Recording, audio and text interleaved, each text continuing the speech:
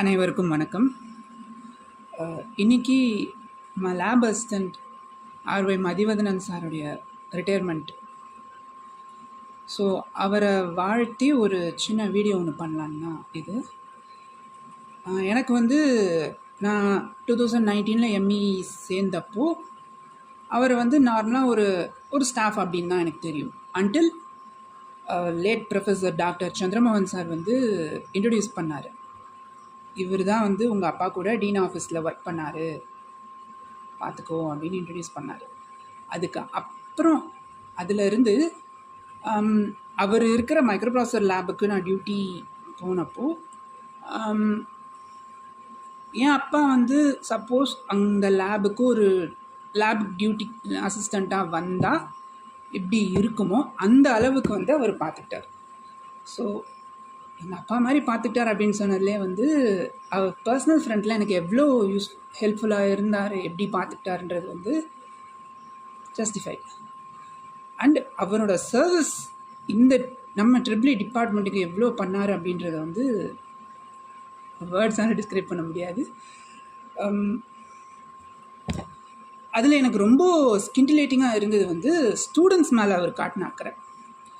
ஐயோ பையனுக்கு தண்ணி இல்லைன்னா அவங்க கஷ்டப்படுவாங்க, அதுக்கு ஏதாவது பண்ணணும், அந்த ஆர்ஓ பிளான்ட் கூட எப்படியாவது போராடி தண்ணி கொண்டு வந்துடணும், அப்படி இல்லை ஏதாவது ஒன்று பண்ணி தண்ணி கொண்டு வந்துடணும். தான் கை காசை போட்டு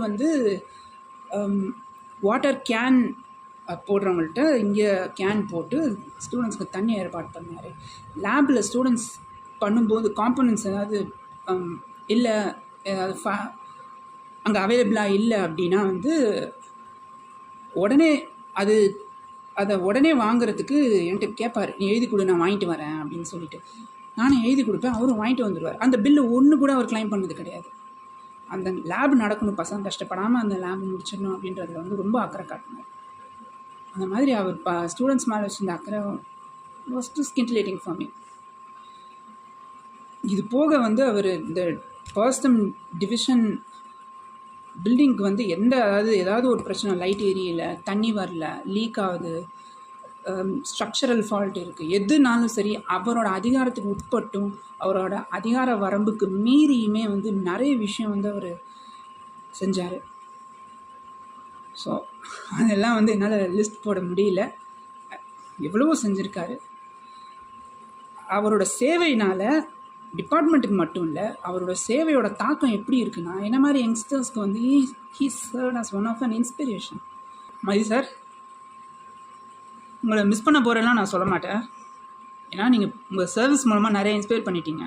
ஸோ இதுக்கு மேலே இந்த டிபார்ட்மெண்ட்டையும் இந்த யூனிவர்சிட்டியும் பெறப்போகிற வெற்றிகள்லையும் படைக்க போகிற சாதனைகளையும் உங்கள் பங்கு இருக்க போகுது. ஸோ அந்த வகையில் I'm not going to miss you. Happy retirement life.